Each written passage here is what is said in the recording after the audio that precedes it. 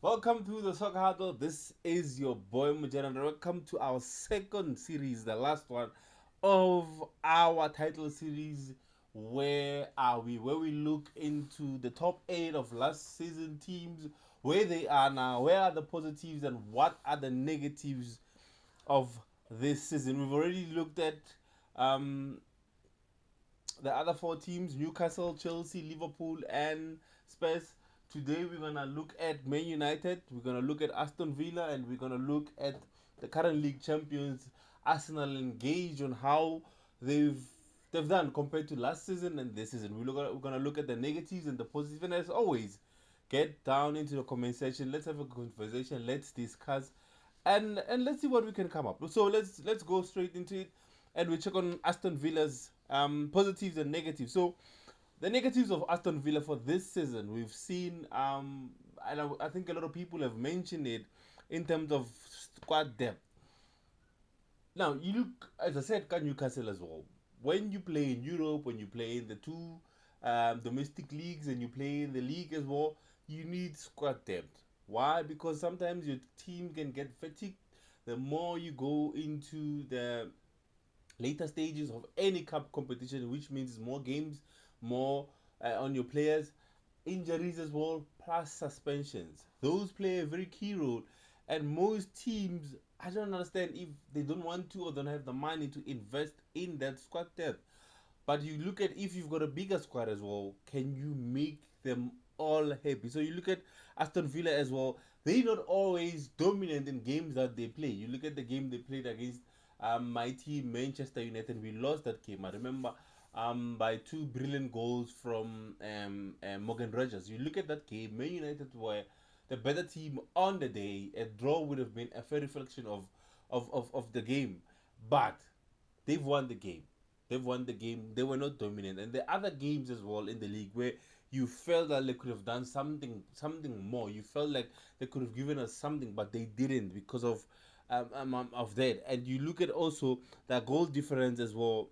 They've been dreadful this season. You look at how many goals they scored. They've got 42 goals. That's two more goals than a relegated threatened Tottenham Spur of 40 goals.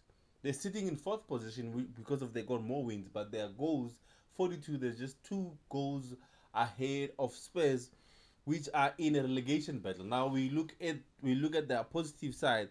They've got a solid season. Most of us, because of the squad depth, were actually ruling them out of the top four. We're actually ruling them out that they will compete in both the league and the Europa League. And you look at in the Europa League, um, they've gone into the later stages of that competition. You look at in the league, at one stage they were in a title race conversation at one stage, but because of the death, or because of maybe they thought that okay, we are sealed for this season, we will have European football next season. Let us now focus on the Europa League, and whatever happens in the league happens in the league. I don't know. It's just speculation. And you look at that as well. We spoke about a good world organized team where Ruben, I'm not Ruben Amorim. I'm coach, guys. Unai Emery has really combined his team. Has really his team. You look at the players that he have, the players that he's bought. They bought Fanola Nata Mailing Aile go Juventus. Douglas Ruiz back because they saw in midfield they were really struggling because you look at the injuries, Tabo Onana and Telemans and McGinn, which forced their hand to go and get someone in the midfield in the interim so that they can be able to compete. Not in the league. I don't think they got them for the league, but I think it was for the Europa League. So they were never got level Tony Abraham just to give them more horsepower forward because Barigiste Malan, I don't know for what reason, but they did. You look at last season. At least last season they got Rashford, they got Marlen, and they got Asensio from PSG. But this season they really lacked in that department in terms of quality, in terms of precision as well. And you look at as we said, and Morgan Rogers has been exceptional for them. As I said before, sometimes you need that individual brilliance from a player.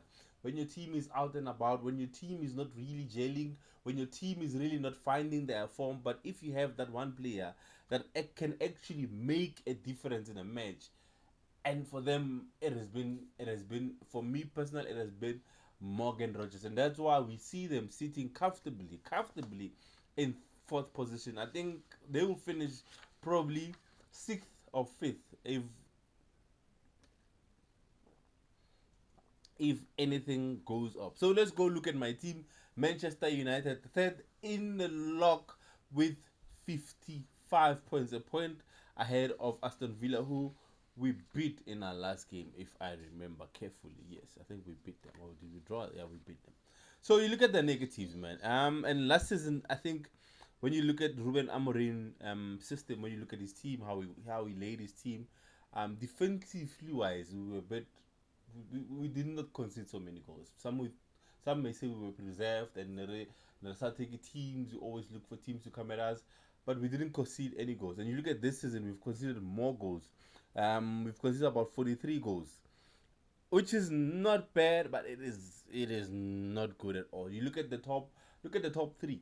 Arsenal have conceded only 22. Man City have only conceded 28. Aston Villa have only conceded 37 goals, and we've conceded 43 goals. You see the difference. That's a huge difference. So we are leaking at the back. We are leaking at the back, uh, and we've got a young, promising, very talented, very solid goalkeeper, um, which is Lament. But if you look at the goals that we've conceded, you wouldn't say we've improved from Onana. Yes, in terms of personal wise, we've improved. He's very dominant in his box. He gets good saves. But you look at the amount of goals that we've conceded, it's very concerning as well. As a Man United, it is very considered. And you look at the way we've played this season, man. From Ruben Amorim to all the way to Michael Carrick, we've been inconsistent this season. You look at we play against Manchester City, for example. Um, when Carrick took over, we played Liverpool, we played Arsenal, we played Manchester City, and we beat them convincingly. I can argue with that with anyone at any day, anytime. We beat them convincingly. Our football was good on the day, good on the hour. We were on we had energy and all that. And you look at the other games we played. Games against Brentford, games against Everton, games against Fulham. We looked flat. We did not look like a team. The two top teams in England, and that has been the theme for Manchester United over the years. That inconsistency is in their blood. That players choose when to come out. Players choose when to perform. Players choose when to come into the fight. And if we want to compete for the top four, if we want to compete for the league, you cannot have that as a team. You cannot have that as a team. But we look at the positive. Let's look at the positives of it. We've got good attacking outcomes. You look at the players that we bought. Sesko, Cunha, and Bom have been those three have been a revelation. They've been an upgrade on what Man United used to have. They've given an upgrade of them. You look at the goal plus assist of both Mbemo and Cunha and Sesko as well. You look at how many goals they've scored this season, how many goals they've assisted this season, how many goals contributes they've had.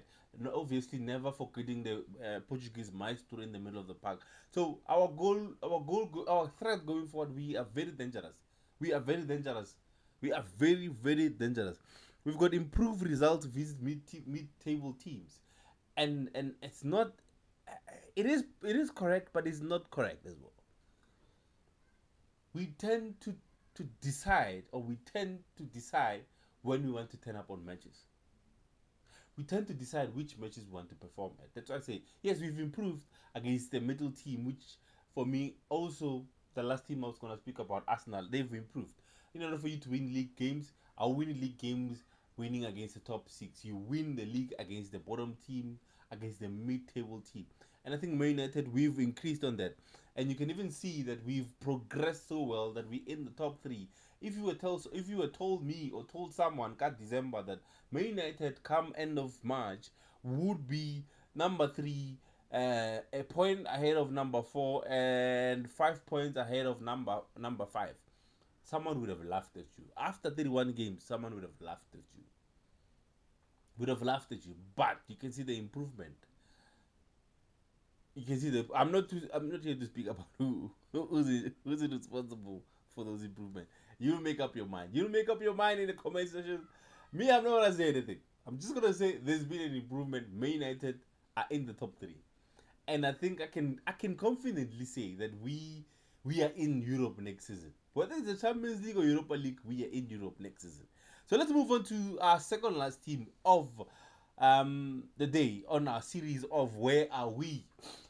Sitting in second position, 9 points behind the log leaders Manchester City, Pep Guardiola's Manchester City. We've seen there's no need. Look, there's other teams that you can just give your honest opinion, your honest observation of how they've played this season. But you cannot take away from the quality of the manager that they have at their disposal. You cannot take away the quality of players they bring when it comes, like the scouting team, when it comes to players. They've scouted players they bring in. You look at in January, they brought Anton Semenyo has been a revelation for Manchester City. One of the best players last season and this season. Manchester City got them in their books. You look at Captain Fantastic from Crystal Palace, solid as a rock at the back. Magui, they brought him in as well to Manchester City to come and strengthen what they had as already. So you look at the positives, man. They lead attack. You look at they scored about 60 goals. Yes, 60 goals in total in the league. And you look at the last few games. I think last 5 games. Erling Haaland, I think, only managed to score 1 goal. So you look at where the goals come from. As I said, the scouting team has to take credit as well for this. Anton Semenyo has come in Manchester City, has revolutionized,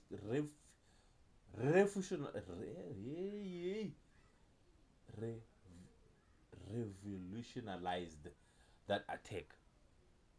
You look at the goal contributions that he had. He scored about 5 goals, assisted about 3 goals in the many of the matches that he played for Manchester City. You look at Dugu on the other side. He's coming up. He was injured. He was injured. Now he came back. You look at like Manchester City. Haaland in the last few games has been really quiet. Phil Foden has been for like I think maybe half a season. I think not even half a season. I think there were a few months where him and Erling Haaland were actually on the ball, but somehow they've fallen out of favor. They've fallen out of form as well. Ryan Cherky as well has been great for them. Reinders, you know that the player I spoke about has been the most underrated player for Manchester City in terms of the people that contributed to Manchester City where they are now. I think Reinders for me has been exceptional for Manchester City in the middle of the park, playing a role that he starts from deep and he attacks. He makes those late runs into the boxes, and you look at all his goals, quality goals, nowhere to be at the right place at the right time, and he scores those goals for City. When we look at their negatives, oh my god.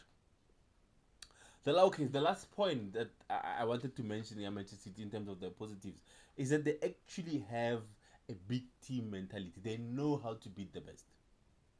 We've seen it for over 15 years now. They've been dominant in English football. They have they have a way of beating big teams. You look at the final against Arsenal, at the Carabao final. They know how to win those big teams. They know how to win those big games. They know how.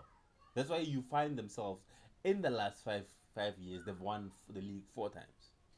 They've won the league 4 times. But you look at the negatives because they're not where they're supposed to be. They're not where everyone expected them to be. You look at their negatives.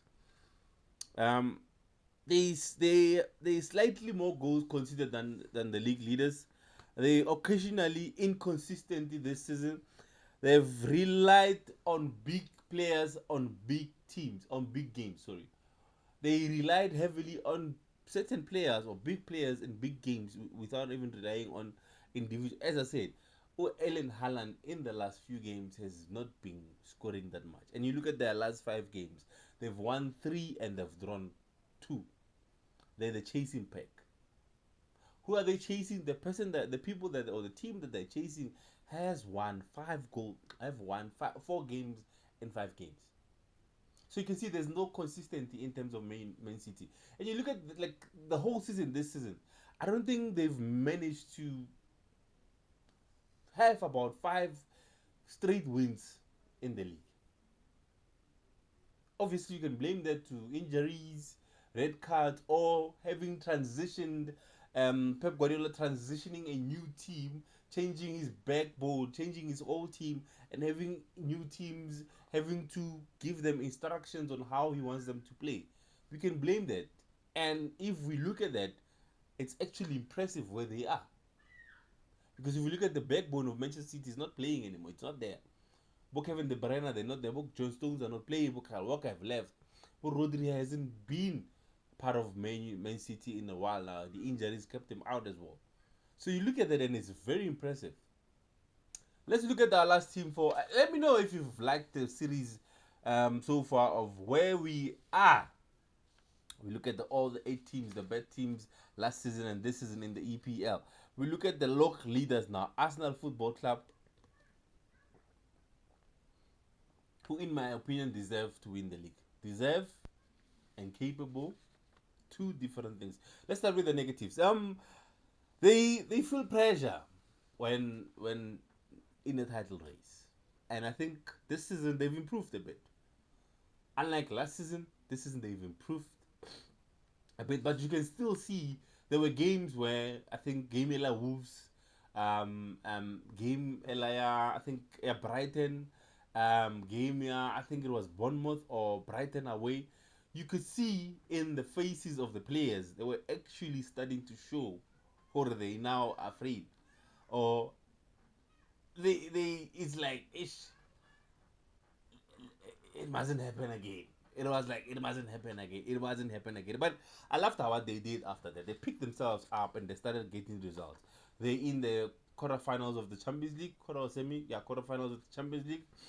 They went to the final of the Carabao and they're in the later stages of the FA Cup. So they're in most of this cup. So there's definitely a huge difference. They sometimes struggle against deep defensive teams, and their squad depth is slightly thinner than Manchester City. That last point I know I wrote it, but now having read it now, I think I was wrong. I think not Arsenal have got, in terms of quality, in terms of squad depth, in terms of like to like on positions, I think they've got a better squad than Manchester City. Maybe Manchester City have got better quality players than them. But in terms of what I've just said, I've mentioned there, I think Arsenal are the team in the league that have that in the back. You look at the striking force, they've got, I think in every position they've got about 2 players to play there. Gyökeres, Jesus, or even Havertz can play there. Mourinho, Odegaard, Eze. You see, I think we can go in on, but you know what I'm talking about. I think Arsenal have got, yes, they struggle, but you look at their positives that they play. The set piece has gotten a lot of people to really go and rework, redo how set pieces are being marked. They started this thing. Now everyone wants to play like them. And you look at the positive, they've got the best defensive record. They are very consistent. They've got a strong goal difference and they're a balanced squad in terms of attack, defense, and midfield. And each position has got a competition. Each position has got 2 quality players in that position. And I think for me, having said that, I think they deserve to win the league. Will they be capable of winning it? That's one thing. But for me, honestly speaking, I think Arsenal deserve to win the league. You even look at all the positives that we went through, all the teams, all the negatives. I think Arsenal's one for me stand out. They've got a best defensive record, which means they keep clean sheets, which means they're not considering too much. They're very consistent. This is like they are very consistent. Even Manchester City is not consistent. Arsenal have been consistent. They've got a strong, they score and then they don't concede. And they've got squad depth which is balanced. They've got a defense who can cover, like the bench can cover for each other. Or except for the keeper. Hey, Kepa, you. Except for Kepa, man. But having said all that, I think for me, Arsenal are deserving champions. Whether they get through the line, it's up to them. But for me, I think no one deserves to win the league than Arsenal. And that's it. Let me know what you think of the series. How are we? Or how far are we? How far are we? I'm still looking for the title. I'll find it. But yeah, let me know what you think, man. Leave your comment. Leave your comments in this comment section there. Maybe I spoke about your team. You didn't like my negative. You didn't like my positive.